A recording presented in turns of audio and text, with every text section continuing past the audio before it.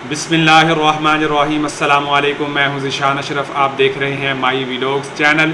उम्मीद है आप सब खैरियत से होंगे। अल्लाह पाक आपको अपनी हिफ्ज़ व अमान और अपनी रहमतों के साए में रखे।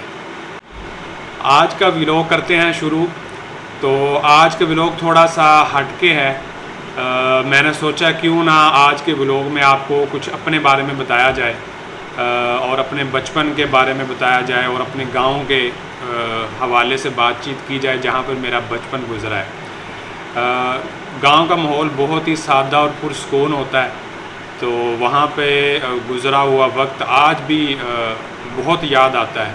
और चूँकि बचपन गांव में गुज़रा है इसलिए गांव का जब भी जहाँ भी तज़किरा होता है तो अंदर से बहुत ही खुशी होती है और दिल करता है कि यार बस गांव की बातें सुनते जाएं और ख़त्म ही ना हों। तो इसलिए फिर मैंने भी चाहा कि मेरे भी कुछ यादें हैं गांव के साथ। चूँकि वहाँ पे बचपन गुजरा है, 10 से 12 साल वहाँ पे गुजरे हैं मेरे, तो क्यों ना वो मज़े की और इंटरेस्टिंग बातें भी आपके साथ मैं शेयर करूँ कि जो वक्त मेरा गांव में गुजरा है। गांव का नाम है जी चक नंबर 719 गाहबे, तहसील पीर महल, ज़िला टोबा टेक सिंह। आज से तकरीबन 20 साल पहले जब हम वहाँ पे थे तो तब तहसील कमालिया थी और ज़िला टोबा टेक सिंह था। बहुत ही अल्हम्दुलिल्लाह खूबसूरत गांव है। वैसे तो पाकिस्तान के सारे गांव ही खूबसूरत हैं, लेकिन जिस इंसान का जहाँ पे वक्त गुज़रा होता है उसके लिए उससे उस गांव से बढ़कर और कोई जगह नहीं होती। तो इसलिए मुझे वैसे तो ओवरऑल ही सारे गांव ही बहुत पसंद हैं, लेकिन अपना गांव तो फिर अपना ही होता है। गांव में दोनों स्कूल थे, लड़कों का भी और लड़कियों का भी, और दोनों ही प्राइमरी थे। और हमारा जो लड़कों का स्कूल था वो बहुत ही बड़ा था। शहर के तो उसमें कई स्कूल समा जाएं, इतना बड़ा था। स्कूल में बिल्डिंग तो छोटी ही होती थी, लेकिन ग्राउंड बहुत ज़्यादा बड़ा होता था। ग्राउंड इतना बड़ा होता था कि आप 100 की स्पीड पे चाहे वहाँ पे गाड़ी भगा लें। गांव के हवाले से एक बड़ी मज़े की बात है कि गांव में जितने भी घर और ख़ानदान होते हैं वो किसी न किसी नाम की वजह से मशहूर होते हैं, जाने जाते हैं, पहचाने जाते हैं। या तो वो ज़ात की वजह से, अगर कोई जाट है तो जाट, अराई है तो अराई, या फिर अगर कोई बाहर से आके उस गांव में बसा है तो वो उस जगह के नाम से पहचाना और जाना जाता है। मेरे दादा अबू इस गांव में आने से पहले शोरकोट के गांव में रहते थे, तो वहाँ से आके इस गांव में आबाद हुए थे, तो इसलिए मेरे दादा अबू को नज़ीर शोरकोटिया के नाम से जाना जाता था। आज भी अगर आप गांव में जाके किसी से पूछें कि नज़ीर शोरकोटिया यहाँ पे रहते थे तो वो आपको फ़ौरन बता देंगे। अभी मैं कुछ अर्सा पहले अपने कज़न की शादी पे गया था। हमारे कुछ रिलेटिव्स गांव में रहते हैं, तो वहाँ पर एक मुझे बुज़ुर्ग मिले, तो उन्होंने मुझसे पूछा कि हाँ भी पुत्र तू केदे कार मेहमान आया है। फिर मैंने ना उन्हें बताया कि मैं फ़लाँ घर आया हूँ और मैं नज़ीर शोरकोटिया का पोता हूँ। तो जैसे ही मैंने उन्हें बताया तो इतना खुश होकर मुझसे मिले और इतना एहतराम और कदर किया और मुझे बताया कि मैं नज़ीर शोरकोटिया के नाल काम करते हैं, असी इकट्ठे काम करते हैं, और बड़ा मेरा बेली सी, और बड़ी ही उन्हें दुआएं दी और अपना उनके जो है ना वो हसीन लम्हात मेरे साथ जो है ना वो तज़किरे उनके और उनकी यादें मेरे साथ शेयर की और बहुत ही मज़ा आया।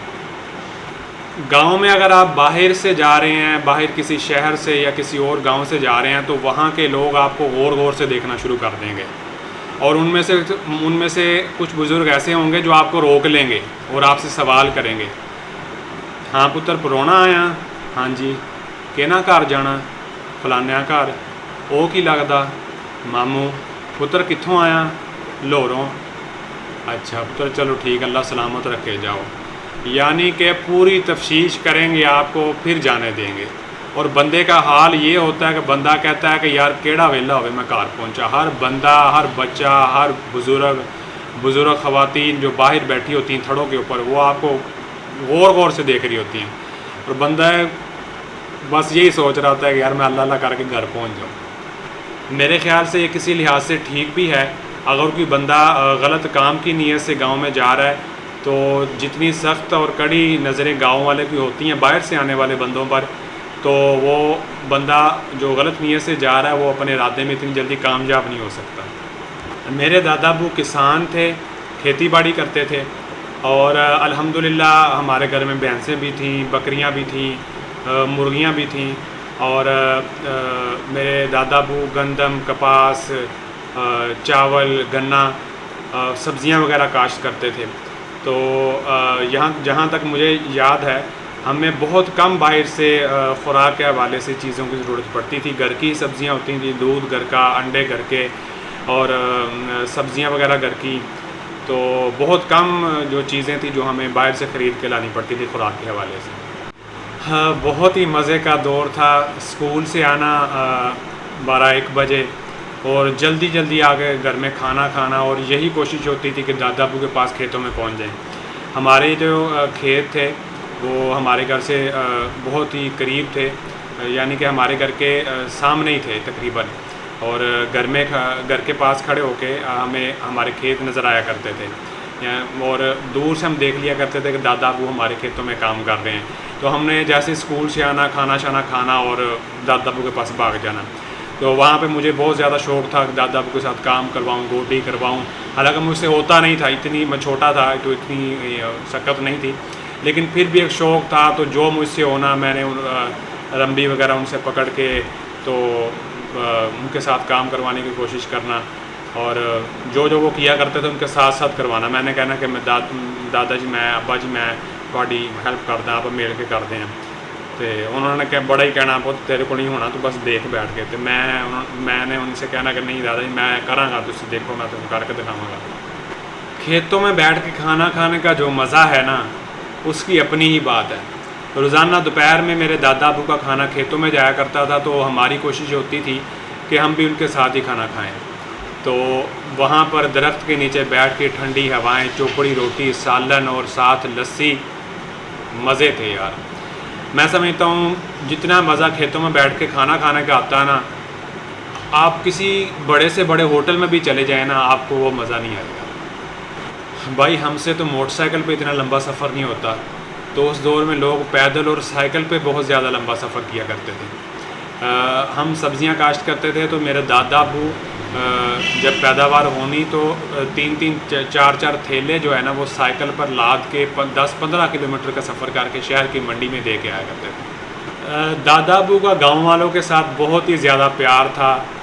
सब ही दादा अबू की बहुत ही इज़्ज़त करते थे, और दादा जान भी इन सब की बहुत इज़्ज़त करते थे, सबसे प्यार करते थे, सबका एहतराम करते थे। अगर किसी का कोई मसला है तो वो हल करवाते, अगर किसी को किसी हवाले से कोई ज़रूरत है तो वो उसकी ज़रूरत पूरी करने की कोशिश करते। और रोज़ाना मेरे दादा अबू की रूटीन थी कि वो मगरिब के बाद अपनी चारपाई और एक चारपाई एक्स्ट्रा सड़क में बिछा लेते, और वहाँ पर लोग आके बैठते, और इशा तक उनके साथ फसलों पर तबसरे होते। एक दूसरे पूछा जाता कि हाँ अभी तू सुना, तेरी फसल दी की सूरत हाल है, खाद पानी सी, खाद पाती, पानी लाना सी, पानी लाता है। और हम छोटे होते थे तो हम पास बैठ जाते थे दादा अबू के, तो बुज़ुर्गों को किस्से सुनने, बातें सुननी मज़े मज़े की, तो बड़ा ही हमें लुत्फ़ आता था। तो हालांकि घर से अंदर से हमें वालदा आवाज़ें देती थी कि रात हो गई, आके सो जाओ तुसी। तो जब तक बुज़ुर्ग नहीं जाते तो हमारा भी उठने को दिल नहीं करता था। रोज़ की रूटीन थी, इशा तक रोज़ जो है ना वो ये महफ़िल सजती थी बुज़ुर्गों की, और मज़े मज़े की इसमें बातें होती थी। गाँव वालों का सोने और जागने का बहुत ही ज़बरदस्त टाइम टेबल है। फजर के बाद तकरीबन सारे ही लोग उठ जाते हैं। किसान नाश्ता करके अपने अपने खेतों को चले जाते हैं, उठते हैं, घरों में सफाई सुथराई का काम शुरू कर देती हैं, और जैसे ही शाम होती है तो सब लोग अपने अपने घरों को आ जाते हैं, और मगरिब के बाद सन्नाटा होता है, खामोशी होती हैं, गलियां सुनसान होती हैं, और इशा तक तकरीबन सारे लोग सो जाते हैं। और आसमान की तरफ आप देखें अगर रात को, तो आसमान सितारों से भरा हुआ होता है। शहरों में तो ये चीज़ नहीं है, रोशनियाँ होती हैं, रोशनी की वजह से हमें सितारे नज़र नहीं आते। लेकिन अगर आज भी अगर आप गांव में जाएं तो आसमान की तरफ रात को देखें तो वो सितारों से भरा हुआ आपको मिलेगा, और बहुत ही ज़बरदस्त नज़ारा होता है रात को। गांव में अखुवत और भाईचारे की एक बड़ी ज़बरदस्त मिसाल है कि जब भी किसी घर में शादी ब्याह होता है तो मेहमान आते हैं, उन्हें चारपाइयों और बिस्तरों की ज़रूरत होती है, तो वो पूरे गांव से जितनी उन्हें ज़रूरत होती है वो चारपाइयों और बिस्तर इकट्ठे करते हैं। हर घर से वो चारपाई और बिस्तर लेते हैं और उसके ऊपर उसका नाम लिख देते हैं और बता देते हैं कि हम 3 दिन के बाद आपको ये आपकी चारपाई और बिस्तर वापस कर देंगे। तो वो बग़ैर किसी इतराज़ के चारपाई और बिस्तर शादी वाले घर से जो अफराद आए होते हैं उन्हें वो दे देते हैं। तो ये गांव की एक बहुत ही ज़बरदस्त चीज़ है कि जब भी कोई खुशी गमी होती है तो वो सब एक दूसरे का साथ देते हैं। गांव में तकरीबन हर घर के बाहर चबूतरा होता है, जिसे हम पंजाबी में थड़ा बोलते हैं। तो जहाँ पर बुज़ुर्गों की महफ़िलें सजती हैं और बैठ के खेतों पर और लोगों के मसाइल के हवाले पर एक दूसरे से तबसरे होते हैं, गपशप होती है। गांव में गुज़रे हुए लम्हात मेरी ज़िंदगी के सबसे हसीन तरीन लम्हात हैं। अब भी जब याद करता हूँ तो यकीन करेंगे दिल बाग बाग हो जाता है। और मेरी बस यही कोशिश होती है कि जैसे ही कोई मौका बने गांव जाने का तो मैं फ़ौरन गांव चला जाऊँ। गर्मी में ट्यूबवेलों और नहरों पर नहाने का मज़ा आज भी याद आता है। मैं अल्लाह ताला का शुक्र भी अदा करता हूँ कि अल्लाह ताला ने मुझे गांव में पैदा किया, मेरा बचपन गांव में गुज़रा, गांव का माहौल देखा, सादा और पुरसकून और सेहत बख्श माहौल से इस्तिफ़ादा हासिल किया। ये अल्लाह ताला का लाख लाख शुक्र है। और इस पर मुझे कोई शर्म नहीं है कि मैं गांव में पैदा हुआ हूँ और मैं पेंडू हूँ, मैं पैदाइशी पेंडू हूँ, इस पर मुझे फ़ख्र है। और मैं अल्हम्दुलिल्लाह फ़ख्र से बताता हूँ कि मेरा ताल्लुक़ गांव से है, मेरी पैदाइश गांव में हुई, मेरा बचपन गांव में गुज़रा। मैं समझता हूँ कि अगर गांव ख़त्म हो जाएं और खेती बाड़ी ख़त्म हो जाए तो ज़िंदगी ही ख़त्म हो जाए। ये जो गांव में लोग किसान हैं, दिन रात में मशक्क़त करते हैं, खेतों में हल चलाते हैं, हमारे लिए ख़ुराक का इंतज़ाम करते हैं, हमें अल्लाह ताला के शुक्र के बाद इन किसानों का भी शुक्रिया अदा करना चाहिए कि जो दिन रात हमारे लिए मेहनत करते हैं और ख़ुराक पैदा करते हैं। किसान हमारे माथे का झूमर हैं, हमारे सर का ताज हैं। वो गांव के अंदर खेती बाड़ी कर रहे हैं, मेहनत कर रहे हैं, जिसकी वजह से आज ज़िंदगी बरकरार है। हम उनके शुक्रगुज़ार हैं। मेरे वालिद साहब यहाँ लाहौर काम करते थे तो वो हमें यहाँ अपने पास लाहौर ही ले आए। मेरी उम्र तकरीबन 10 से 12 साल थी जब हम लाहौर आए। अगरचे शहरों की बहुत सहूलियात हैं, लेकिन जो वक्त गांव में गुज़रा है ना, वो मैं नहीं भूल सकता। इंशाअल्लाह अल्लाह ने मौका दिया तो मैं अपने गांव पर व्लॉग बनाऊंगा और आपको दिखाऊंगा, विज़िट करवाऊंगा कि मेरा गांव कितना खूबसूरत है और गांव का माहौल कितना ज़बरदस्त, खूबसूरत और पुरसकून होता है। अल्लाह पाक दादाजी की मग़फ़िरत फ़रमाए, उन्हें जन्नतुल फ़िरदौस में आला मकाम अता फ़रमाए। जब से हम लाहौर आए हैं तो दादाजी चूँकि उन्होंने सारी ज़िंदगी खेतों में गुजारी, गाँव में गुजारी, तो यहाँ पर आके उनका दिल नहीं लगता था। तो वो 2-3 माह के बाद लाजमी वो गांव चले जाया करते थे।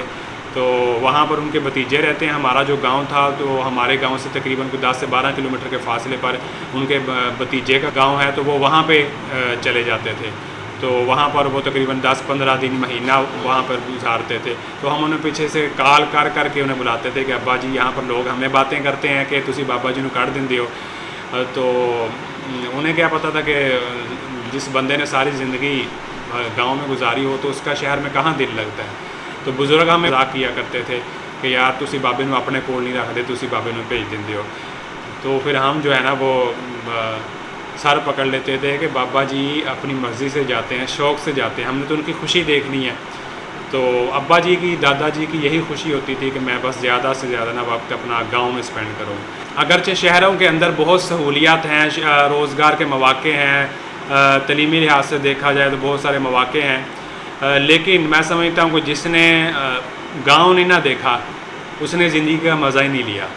आखिर में मैं आपसे यही कहना चाहूँगा कि जो शहर की सहूलियत हैं वो गांव में नहीं है और जो गांव का सुकून है वो शहर में नहीं है, और तफरीह के लिए गांव से बढ़ के कोई और चीज़ नहीं है। इसी के साथ आज का व्लॉग करते हैं ख़त्म। उम्मीद है आपको आज का व्लॉग अच्छा लगा होगा। व्लॉग अच्छा लगे तो लाइक और शेयर करें, चैनल सब्सक्राइब करें। अल्लाह पाक हमारा हामी और नासिर हो। अस्सलामु अलैकुम वरहमतुल्लाहि वबरकातुहू।